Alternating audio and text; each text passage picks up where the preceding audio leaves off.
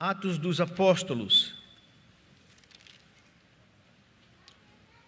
segundo livro que o autor Lucas escreveu a uma pessoa que ele conhecia e que era uma autoridade.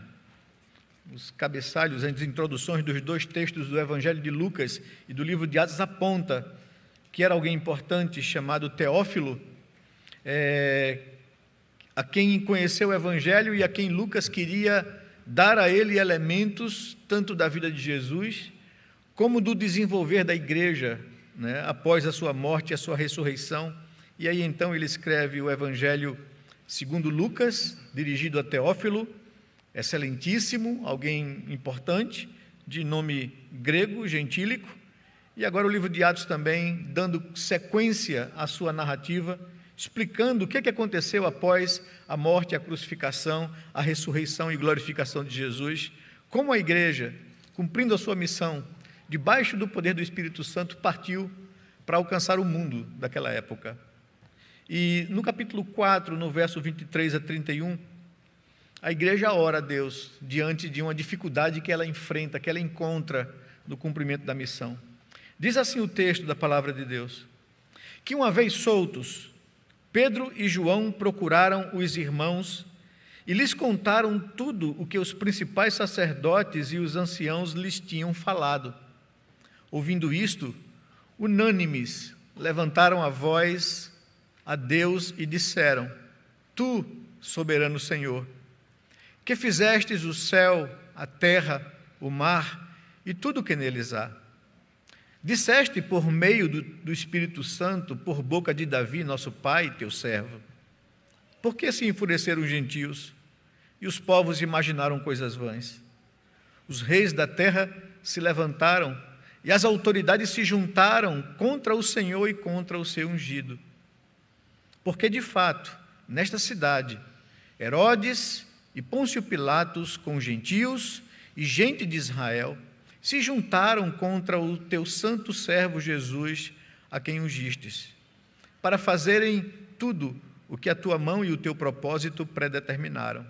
Agora, Senhor, olha para as ameaças deles e concede aos teus servos que anunciem a tua palavra com toda a ousadia, enquanto estendes a mão para fazer curas, sinais e prodígios por meio do nome do teu santo servo Jesus. Tendo eles orado, tremeu o lugar onde estavam reunidos. Todos ficaram cheios do Espírito Santo e com ousadia anunciavam a palavra de Deus. Vamos orar, buscar a orientação do Senhor para esse momento do culto. Pai querido, Deus de amor, Deus de misericórdia, é muito bom estar aqui na Tua presença, Senhor Deus, junto com o Teu povo, para ler a Tua palavra, para contemplar quem Tu és, para também cantar louvores ao Senhor. É bom estar aqui, Senhor, também para admitirmos que somos pecadores e precisamos nos achegar diante do Senhor para encontrar do Senhor graça, arrependimento e perdão. Obrigado porque nós podemos fazer isso na certeza que temos acesso e somos aceitos na Tua presença pelos méritos da obra do Teu Filho Jesus, que nos justificou das nossas culpas, que morreu no nosso lugar, que levou sobre Ele os nossos pecados e nos abre acesso livre à Tua presença, Senhor. É bom poder chegar aqui com sinceridade de coração e admitir os nossos pecados e culpas diante do Senhor, na certeza que o sangue que foi derramado naquela cruz é suficiente para nos perdoar os pecados e nos purificar de toda injustiça. É por isso que nós cantamos louvores de gratidão, é por isso que nós exaltamos o Teu nome, Senhor, pela Tua bondade, pela Tua misericórdia, pelo perdão que há em Cristo Jesus. E também é muito bom saber e ler na Tua palavra que nós não precisamos andar preocupados de coisa alguma, que o Senhor é o nosso Deus, que o Senhor é um Pai amoroso, que o Senhor tem cuidado da nossa vida, se importa com o nosso bem-estar, e podemos descansar as nossas preocupações em Tua presença, podemos buscar a Tua face e entregar ao Senhor a nossa vida, o nosso futuro, e sabendo, na certeza de que o mais o Senhor fará. Tu és um Deus bondoso, E nós temos experimentado isso todos os dias na nossa vida. E é por isso que nós consagramos ao Senhor parte dos valores que o Senhor nos tem dado, como prova de reconhecimento, de convicção, de fé, de gratidão, de dependência de Ti. E queremos fazer isso de forma espontânea e alegre, para que esses recursos sejam aplicados no avanço do Teu reino, no sustento daqueles que estão na linha de frente, no socorro aos necessitados e na manutenção da Tua casa, Senhor Deus. É com alegria que a gente faz isso. E agora, nesse momento que a gente para diante da Tua palavra, para buscar dela luz para a nossa vida, entendimento para o nosso viver diário, Senhor Deus, fale ao nosso coração, abra nosso entendimento, que o Teu Espírito Santo nos guie a toda a verdade, Senhor, para que o Teu povo seja edificado, para que o Teu nome seja glorificado, para que haja salvação, Senhor Deus, e a igreja seja renovada em suas convicções, para continuar servindo ao Senhor, com coragem e com alegria de coração. Ser conosco nessa noite, fale ao nosso coração, é o que nós te pedimos, em nome de Jesus, Pai. Amém, Senhor Deus. Amém. Amém. Meus amados irmãos, não é segredo nem novidade que as igrejas enfrentam restrições há muito tempo no nosso país e no mundo de forma geral. A gente tem visto isso em todos os cantos, nessa era que nós chamamos de pós-cristã, que há uma certa antipatia e rejeição aos valores de uma sociedade ocidental fundamentada sobre esses valores judaicos e cristãos, né? A gente vive isso no mundo, isso também nos atinge aqui no Brasil. E não foi por pouco que se aproveitou essa crise sanitária e de saúde em nosso país para se manifestar essas restrições, né? A liberdade de culto e a liberdade de reunião para louvar o nome do Senhor, a título de zelar pela saúde das pessoas. Hoje, de alguma forma, a igreja lida ou enfrenta restrições ao culto e ao livre anúncio do Evangelho. Ultimamente, a gente viu aqui, durante essa semana, que um cartório de registros se negou a registrar um estatuto de uma igreja, porque, num dos artigos, a igreja, para se garantir contra essa onda, né, de imposição do Estado sobre a igreja, colocou lá que não recebe, como membros da igreja, pessoas que não manifestem um comportamento e uma conduta de vida heterossexual. E que a igreja também não faz casamentos, né, fora da heterossexualidade. O cartório se negou a registrar, dizendo que isso era uma agressão à liberdade individual, né, e passa por cima da Constituição do Brasil, que dá a toda igreja a sua liberdade de, segundo a compreensão que ela tem da palavra de Deus, né, ter esses valores e esse comportamento. E que aquilo não implica em nenhum preconceito contra ninguém, né, e nenhum discurso de ódio, como foi justificado para não registro no cartório. Então, a igreja, de fato, enfrenta essas restrições, enfrenta esse clima que se levanta no Estado contra os valores do cristianismo, querendo impor um comportamento à igreja que vai contra a sua consciência diante da palavra de Deus. Nós vivemos momentos assim, momentos de perseguição, momentos de restrições, quer sejam por questões sanitárias, em virtude dessa pandemia do coronavírus, quer seja pela indiferença das autoridades em relação ao cristianismo, ou por qualquer outros motivos. O fato é que vivemos dias de restrições, né? Por isso, a importância do texto escolhido aqui, para a nossa observação nesta noite. Assim como nós, as igrejas do Novo Testamento, a igreja em Jerusalém, sofreu restrições no início da sua trajetória. A igreja ali em Jerusalém acabara de nascer após o evento da descida do Espírito Santo durante a festa nacional de Pentecostes, Atos capítulo 2. Né? A igreja nasceu ali. Isso se deu em cumprimento à profecia de Joel, que dizia que Deus derramaria sobre toda a carne o seu Espírito, nessa última dispensação, que era agora protagonizada pela terceira pessoa da divindade, o Espírito Santo. Antigamente, desde a criação, e em todo o Antigo Testamento, era Deus Pai o protagonista, lidava diretamente com os profetas, com os reis, com os estadistas, né? Depois, o Pai silenciou e entrou a dispensação do Filho, quando ele encarnou, assumiu forma humana, como João diz, nós vimos a sua glória, vivemos com ele, pegamos nele, e ele tabernaculou entre nós, e nós vimos a glória do Filho de Deus. E quando Jesus vai à cruz, prepara os seus discípulos para dizer a eles que convinha que ele fosse, porque se ele não fosse, o Espírito Santo não viria. E quando ele foi, 50 dias após a sua morte, a Páscoa, aconteceu a festa de Pentecostes, e foi nessa festa anual, entre os judeus, que Deus resolveu derramar o Espírito Santo e inaugurar a dispensação do Espírito. É o Espírito Santo de Deus, a terceira pessoa da divindade, quem agora atua de forma mais efetiva e protagonista. É Ele quem conduz a igreja, é Ele quem habita o coração do crente, é Ele quem leva o homem à consciência do pecado, da justiça e do juízo, leva o homem ao arrependimento e à fé em Cristo Jesus. É o Espírito Santo quem habita o coração do crente e o santifica. É o Espírito Santo que dá poder para que a igreja cumpra a missão que lhe foi confiada. E aqui em Pentecostes, a profecia de Joel foi cumprida, bem como a promessa de Jesus, aquele evento inaugural do nascimento da igreja.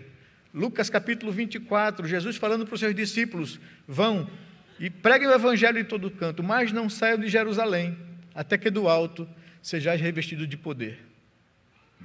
E no capítulo 1 de Atos, verso 9, ele afirma para os seus discípulos, antes de ser assunto aos céus: recebereis poder ao descer sobre vós o Espírito, e só assim vocês serão minhas testemunhas, aqui em Jerusalém, em toda a Judéia, Samaria, até os confins da terra. Então, é essa promessa que está se cumprindo, que foi cumprida ali em Atos capítulo 2, quando o Espírito Santo veio sobre aqueles 120 que esperaram a promessa de Deus. E ali inaugurou, e ali nasceu a igreja, a primeira igreja cristã da história, em Jerusalém, naquela festa de Pentecostes. Isso se deu de forma extraordinária, servindo de testemunho aos judeus dispersos pelo mundo que vieram adorar em Jerusalém. Eles ouviram os 120 falarem em seus próprios idiomas a grandeza de Deus, e ficaram atônitos com isso. E então Pedro pregou a palavra naquela mesma manhã, após aquele impacto que despertou a atenção. A palavra de Deus foi anunciada e 3.000 pessoas se renderam ao Messias, a Cristo. Nascia ali a igreja em Jerusalém. Vemos como aqueles primeiros cristãos viviam. Atos capítulo 2, versículo 42 a 47, nós pregamos isso domingo passado, né? Como eles perseveravam na doutrina, como eles perseveravam em comunhão, como eles perseveravam no partir do pão, nas orações, como eles temiam a Deus pela presença, pelo senso da presença de Deus no meio deles, como eles amavam uns aos outros, a ponto de se despreenderem de suas propriedades e bens para socorrer aqueles que tinham necessidade, e como eles viviam o cristianismo com singeleza e com alegria de coração, louvando a Deus e contando com a simpatia de toda a população ali em Jerusalém. Nós vimos isso, como essa igreja vivia, e como o amor solidário chamava a atenção dos de fora, a ponto de simpatizarem com eles, apesar da perseguição. Acontece a cura de um coxo logo em seguida, um coxo de nascença, seguida da pregação do Evangelho e de mais pessoas se converterem. Atos capítulo 3, versículo 8 e 9, a conversão ou a cura daquele coxo. Diz lá que, no capítulo 3, verso 9, que todo o povo viu o homem andando e louvando a Deus, e reconheceram que ele era o mesmo que pedia esmola sentado à porta formosa do templo. Ficaram muito admirados e espantados com o que lhe tinha acontecido. No capítulo 4, no verso 4, diante dessa situação de impacto, de surpresa, de admiração, diz o versículo 4 do capítulo 4, que, porém, muitos dos que ouviram a palavra creram, subindo o número desses homens a quase 5.000 pessoas. Então a igreja crescia e se multiplicava, a palavra de Deus era pregada. Isso leva à perseguição, porque isso chama a atenção das autoridades. Isso leva à prisão dos apóstolos. No capítulo 4, no verso 3, observem aí, prenderam Pedro e João e os recolheram ao cárcere até o dia seguinte, pois já era tarde. No verso 5 e verso 7 diz que no dia seguinte, as autoridades, os anciãos e os escribas se reuniram em Jerusalém. E com o sumo sacerdote Anás, com Caifás, com João, Alexandre e todos os que eram da linhagem do sumo sacerdote. E colocando os apóstolos diante deles, perguntaram: com que poder ou em nome de quem vocês fizeram isso? Curaram aquele homem, não é? Então eles questionaram, eles perguntaram, eles tentaram impedir, intimidar a igreja. Eles apresentaram a sua defesa diante de tal questionamento. O verso 8 ao verso 12 do capítulo 4. Então Pedro, cheio do Espírito Santo, lhes disse: autoridades do povo e anciãos, visto que hoje somos interrogados a propósito do benefício feito a um homem enfermo e do modo como ele foi curado, saibam os senhores todos e todo o povo de Israel que em nome de Jesus Cristo Nazareno, a quem vocês crucificaram e a quem Deus ressuscitou dentre os mortos, sim, em seu nome é que este está curado na presença de vocês.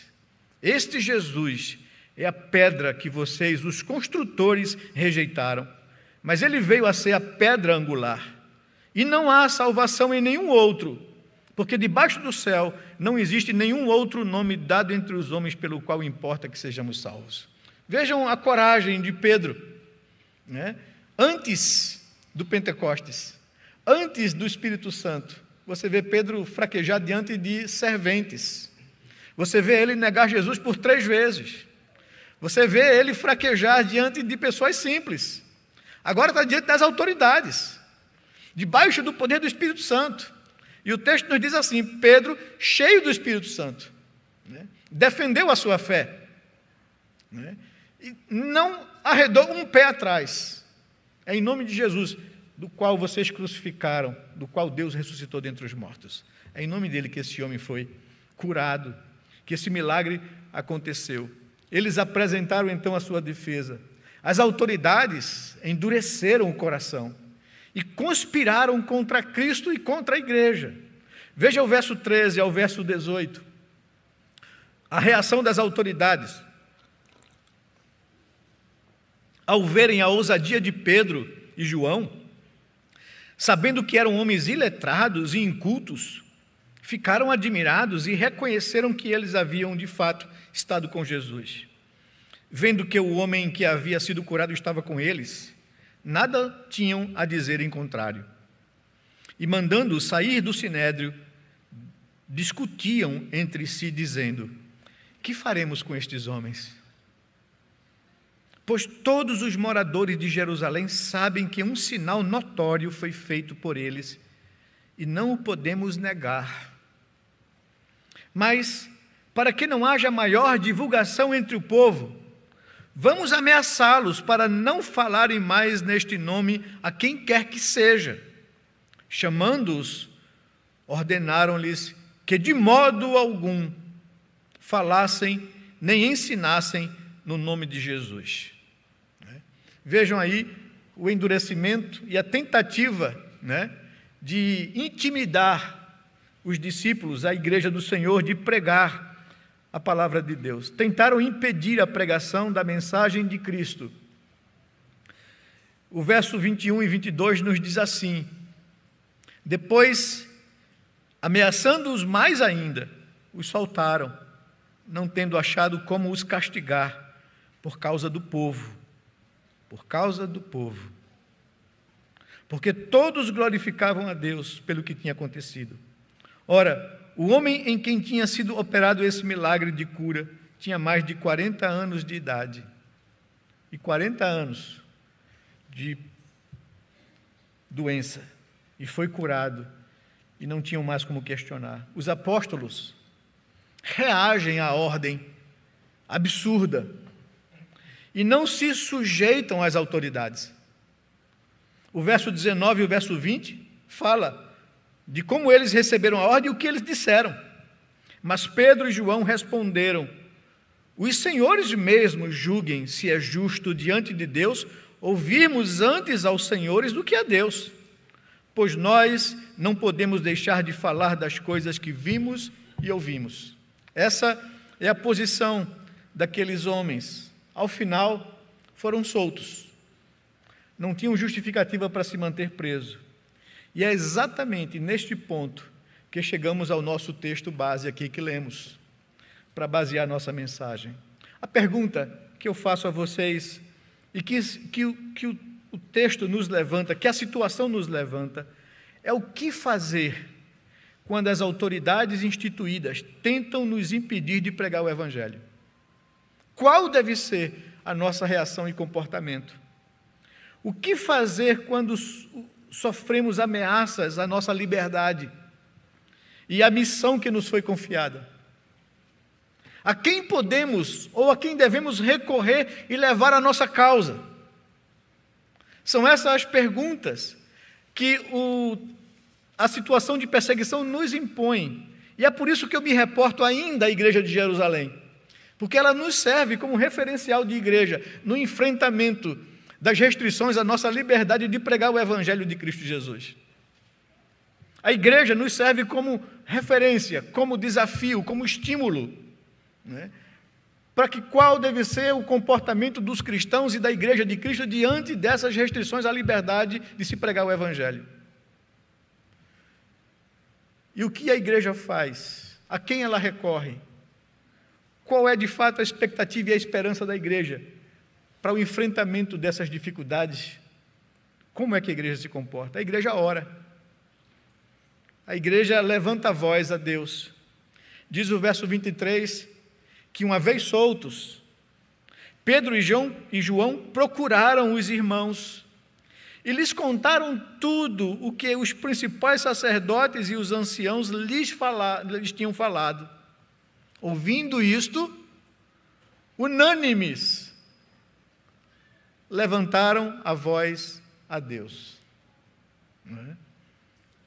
A igreja, nessa atitude, manifesta sua consciência de quem é Deus. A quem a igreja deveria recorrer? A quem recorrer nos dias maus? A quem devemos levar a nossa queixa? E a resposta é a Deus. É diante dele que nós temos que entregar a nossa queixa, e a igreja faz isso.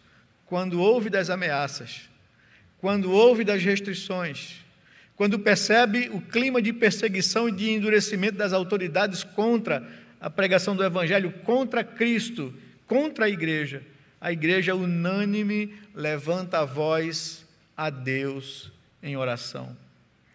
Mas quem é Deus? Quem é esse a quem a igreja recorre nos momentos de restrições e de perseguição? E aqui você vai ver que na oração deles, abrindo a oração deles, eles trazem à memória quem é Deus, o que Ele fez e o que Ele disse.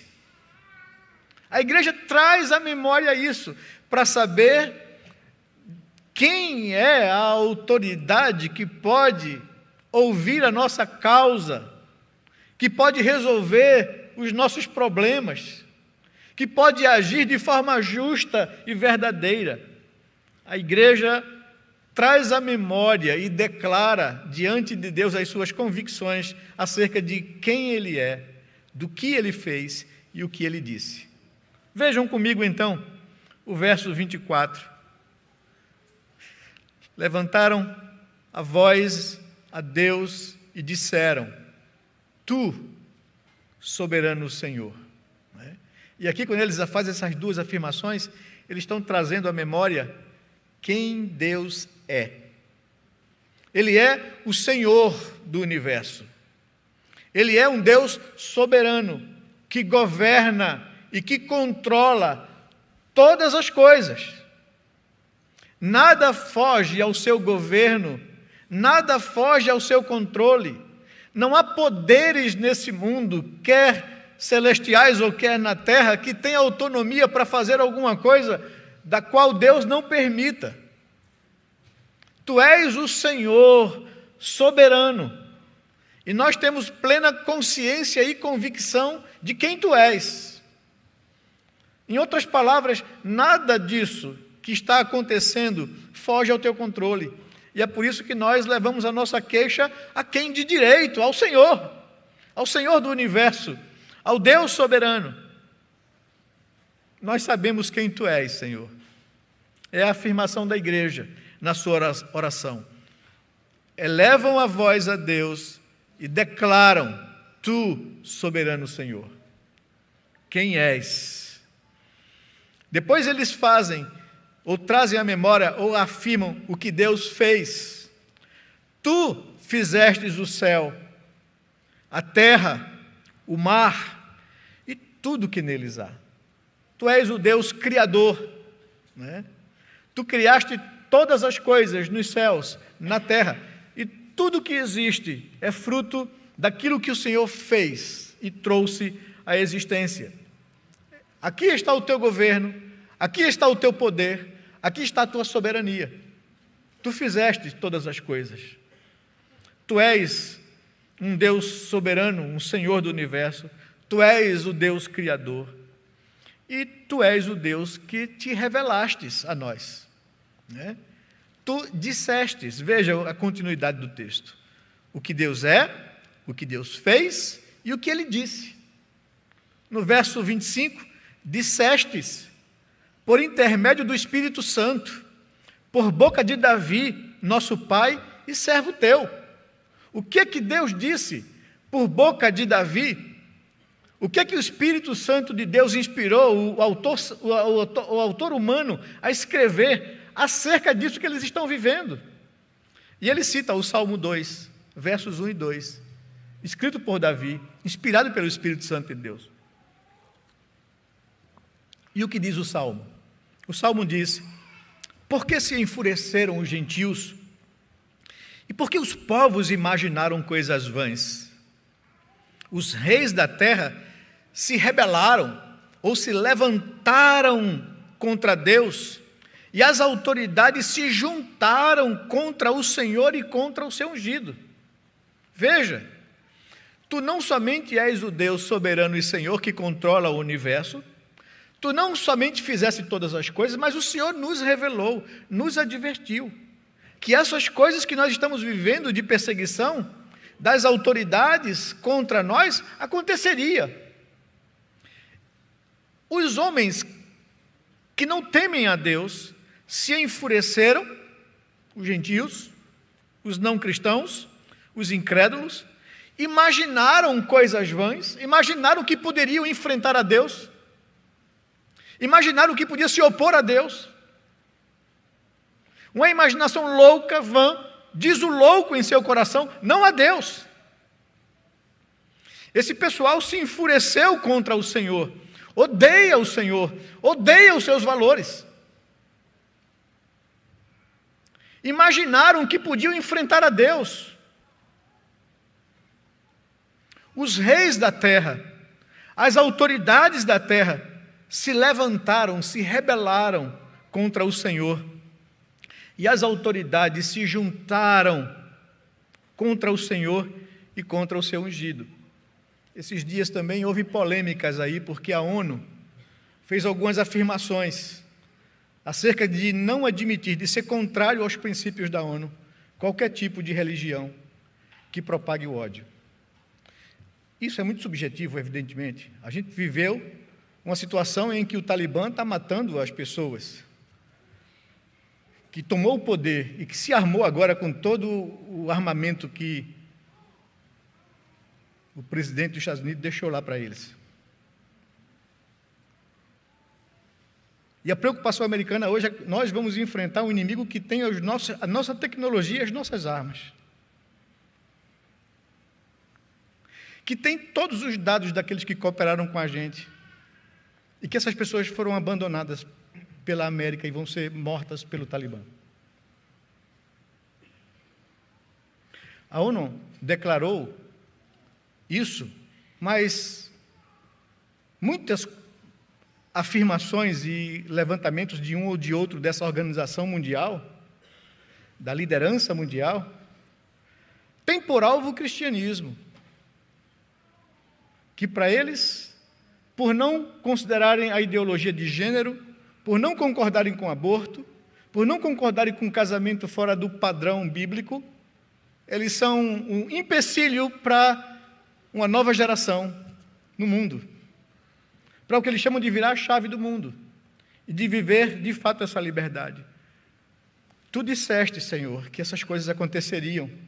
O teu Espírito Santo inspirou o nosso pai Davi, teu servo, a escrever essas coisas, que no final dos tempos os homens se enfureceriam contra o Senhor, alimentariam ódio contra os teus valores e contra a tua palavra e contra o teu povo.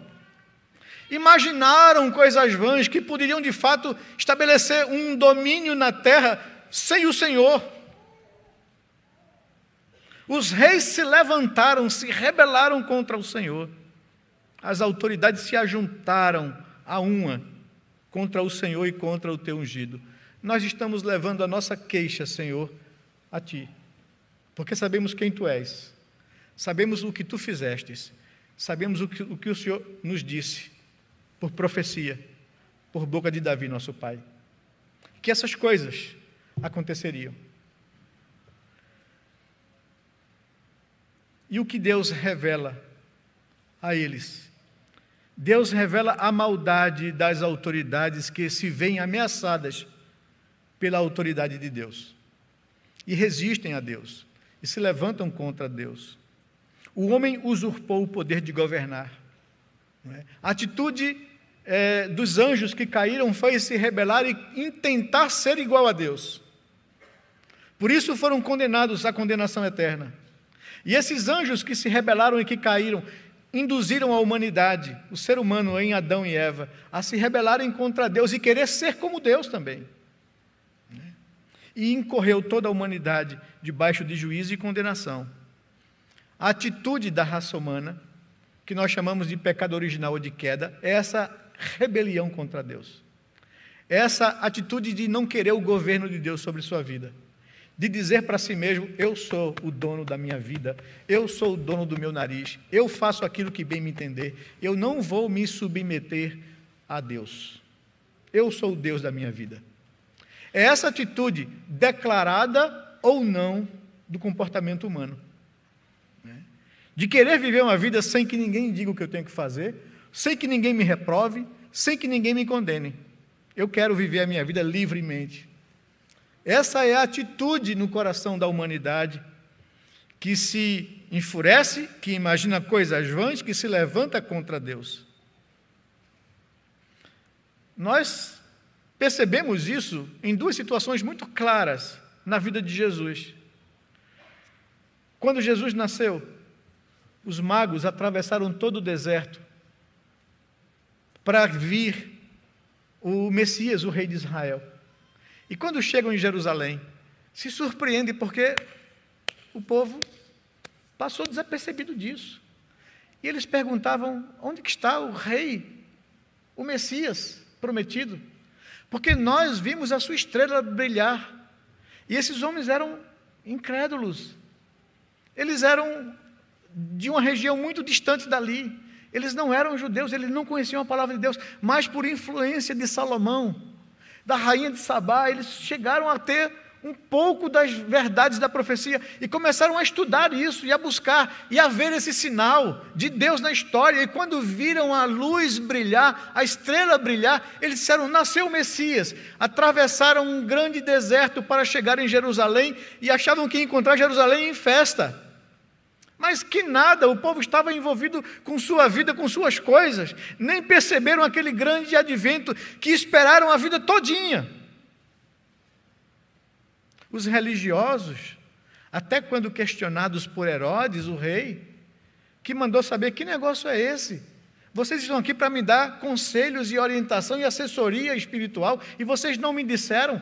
O que a Escritura diz? Eles foram para a Escritura e disseram, não, de fato, a estrela vai brilhar, e ele nascerá em Belém. Né? Mas isso não mexia com eles. Eram técnicos religiosos, conheciam essas verdades da Escritura, mas isso não afetava nem mexia com o coração deles, não trazia ansiedade e alegria de querer isso. E Herodes, o que Herodes fez? Se sentindo ameaçado pela possibilidade do rei dos judeus, ele mandou matar o menino. E não conseguindo alcançar Jesus, mandou matar todas as crianças de 2 anos para baixo. Imaginando coisas vãs, achando que ele podia, pelo poder da sua caneta, eliminar os planos eternos e redentivos de Deus. É isso que o Salmo 2 diz. Por que se enfureceram os gentios? Por que imaginaram coisas vãs? Por que os reis da terra se levantaram em rebelião contra Deus e se ajuntaram contra o Senhor e contra o seu ungido? Herodes fez isso. Tentou eliminar o Messias, porque o seu reinado ameaçava os seus interesses. Pilatos, quando julgando Jesus e perguntando a Jesus se de fato ele era o Messias, como a acusação dizia que ele era, e Jesus silenciou, não falou nada, não lhe dirigiu a palavra, Pilatos, de forma arrogante e ousada, questionou Jesus. Você não sabe que eu tenho um poder absoluto sobre sua vida, poder de vida e de morte? Por que é que você não me responde o que eu estou lhe questionando? Né? Essa é a atitude das autoridades que existem, que foram instituídas por Deus para o bem da sociedade, e se acharam no direito de se levantar contra Deus, e de perseguir aqueles que amam a Deus e que servem a Deus. Em seguida, a igreja constata a veracidade da profecia que lhe fora revelada por Davi. E eles dizem, no verso 27, veja comigo, porque de fato, nesta cidade, Herodes e Pôncio Pilatos, com os gentios e o povo de Israel, se juntaram contra o teu santo servo Jesus, ao qual ungistes. Nós testemunhamos, Senhor, que o que o Senhor falou, que o que o Senhor revelou há tanto tempo atrás é verdade. Nós experimentamos isso, nós estamos vivendo isso. Eles se levantaram, Herodes, rei dos judeus, Pôncio Pilatos, governador dos gentios, governador romano, se juntaram com os gentios e com o povo de Israel para crucificar a Cristo Jesus, para pedir a libertação de um bandido e a crucificação de um inocente. Não há razão para entender isso, senão a maldade do coração do homem, do enfurecimento contra Deus, da manifestação rebelde da natureza caída e pecaminosa, que não quer se submeter ao governo de Deus, que quer ser o próprio Senhor da sua vida. Então a igreja, nesse primeiro momento de oração, nessa primeira parte da sua oração, em levando a Deus a sua queixa, reafirma quem Deus é, o que Ele fez e o que Ele disse. E que tudo isso, Senhor Deus, é verdade. Mas em segundo lugar, a gente observa no texto e na própria consciência da igreja em sua oração, a responsabilidade das autoridades humanas versus os propósitos soberanos e redentivos de Deus. Veja comigo, então, o que continua dizendo o texto no verso 28. Esses homens se enfureceram, imaginaram coisas vãs, se rebelaram contra o Senhor, se juntaram contra o Senhor e contra o teu ungido, porque de fato nesta cidade, aqui em Jerusalém, Herodes e Pôncio Pilatos, com gentios e povo de Israel, se juntaram contra o teu santo servo Jesus, ao qual ungistes. E o que eles fizeram? Verso 28. Eles fizeram tudo o que a tua mão e o teu propósito predeterminaram. Que coisa, não é?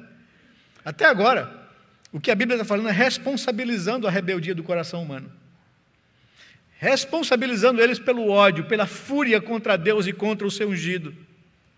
Responsabilizando porque eles imaginaram na sua loucura coisas vãs acerca de poder controlar a Deus e de tomar o rumo da sua própria vida. De se rebelar, de se levantar e de se ajuntar contra o Senhor. Fizeram isso na maldade do seu coração e são culpados diante disso. Mas Deus usa até a maldade do coração deles para cumprir o seu propósito. Deus governa todas as coisas. Nada pode contrariar a sua vontade, nem a maldade do coração do humano, nem o ajuntamento dos homens para ir contra Deus pode desfazer o seu propósito ou pode ir contra a sua vontade. Eles se ajuntaram para fazer tudo o que a tua mão e o teu propósito predeterminaram. A constatação da rebelião e da culpa do homem pela maldade de suas ações em resistir a Deus. Estão em harmonia com o propósito redentivo de Deus. A igreja, por que a igreja está trazendo isso à sua consciência? Porque ela sabe, para que ela não se enfraqueça diante das oposições, diante das dificuldades. Porque nada, absolutamente nada, foge ao controle de Deus. Todas as coisas que possam acontecer na nossa vida, todas as coisas que possam acontecer contra a igreja de Cristo, todas as coisas que possam levar o nosso país ao caos, ainda assim, não fugirão a um propósito de Deus. E é nisso que a gente descansa, no fato que Ele é um Deus bondoso e que levará tudo a um bom termo. Que os seus propósitos são eternos, perfeitos. Que nada está fora do controle de Deus. Nem toda a maldade, nem toda a injustiça, nem toda a perseguição que a gente vê nos nossos dias foge ao controle de Deus. É isso que a igreja está trazendo à sua memória, para que ela não se esqueça disso, para que ela não desvie o seu foco, para que ela se mantenha firme em suas convicções. As injustiças e maldade dos homens não frustram os propósitos eternos de Deus. É isso que a igreja está trazendo à sua memória. Eles se juntaram com todo esse ódio. Eles se imaginaram coisas vãs, eles se rebelaram contra o Senhor e contra o seu ungido, para fazer tudo o que a tua mão e o teu propósito já havia determinado nos teus planos eternos, Senhor. Nós cremos nisso. Jesus declara isso quando Pilatos, que o ameaçava com o seu poder de vida e de morte, dizia a ele: você não quer me responder? Você não sabe que eu tenho poder sobre vida e morte em você? Basta eu dar uma canetada aqui. E Jesus se volta para ele, a isso Jesus responde, dizendo para ele: nenhum poder tu terias se do alto não te fosse dado. Né? Ou você acha que você tem poder sobre a minha vida? Ele tinha essa convicção. E nós precisamos ter essa convicção. Nada pode acontecer contra a minha vida e contra a sua vida, se Deus não permitir. Essa semana eu vi um vídeo chocante, que uma pessoa passou num grupo lá de pastores, das execuções que estão acontecendo lá no Afeganistão, de cristãos que estão sofrendo isso, de pessoas se juntarem para um carrasco com um facão enorme decapitar a cabeça de cristãos. As cenas são